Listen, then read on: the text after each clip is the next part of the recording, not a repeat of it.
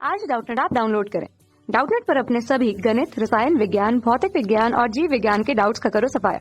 बस प्रश्न की फोटो खींचो, एक ही प्रश्न को क्रॉप करो और तुरंत वीडियो सोल्यूशन पाओ। अभी डाउनलोड करें। हेलो स्टूडेंट्स, प्रश्न है अभिकथन और तर्क का। तो चलिए देखते हैं अभिकथन को। इसमें दिया गया है आर्थ्रोपोड्स के बाह्य कंकाल जटिल पॉलीसैकेराइड से बने होते हैं जो काइटिन कहलाता है। तो यदि हम बात करें आर्थ्रोपोड्स की तो लिख लेते हैं आर्थ्रो, तो लिखेंगे आर्थ्रोपोड्स, तो लिखेंगे आर्थ्रोपोड्स जो है इन्हें संधिपाद भी कहा जाता है। तो आर्थ्रोपोड्स जो है ये आर्थ्रोपोडा संघ के ये होते हैं सदस्य। तो इनके जो सदस्य है इनमें बाह्य कंकाल जो है, तो लिख लेते हैं इनके सदस्यों में बाह्य कंकाल जो है यह बना होता है काइटिन का। तो लिख लेते हैं बाह्य कंकाल काइटिन का होता है, तो लिखते हैं काइटिन का होता है।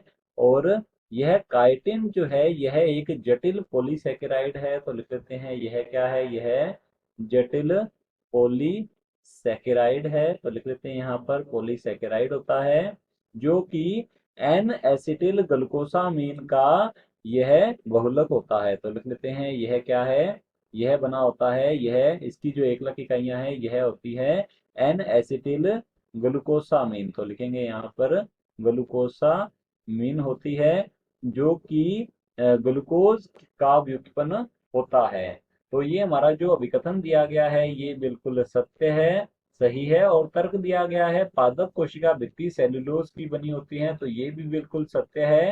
तो सेलुलोज जो है यह क्या होता है, ग्लूकोज का। तो यहाँ हम लिखेंगे यह क्या है, ग्लूकोज का शाखित बहुलक है। तो लिख लेते हैं ग्लूकोज का शाखित तथा समबहुलक है। तो लिखेंगे शाखित बहुलक है। तो पादप कोशिका भित्तियां जो है ये किसकी बनी होती है, सेलुलोज की बनी होती है। तो हमारा जो तर्क दिया गया है ये भी बिल्कुल सत्य है, सही है।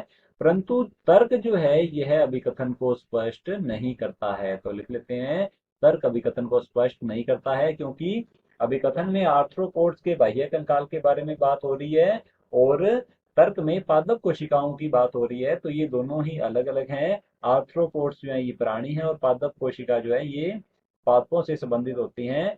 तो चलिए देखते हैं ऑप्शंस की ओर। ऑप्शन ए दिया गया है अभिकथन और तर्क दोनों सही हैं तथा तर्क अभिकथन की सही व्याख्या करता है। तो ये हमारा ऑप्शन जो है गलत होगा, क्योंकि तर्क जो है यह अभिकथन को स्पष्ट नहीं करता है, इसकी व्याख्या नहीं करता है।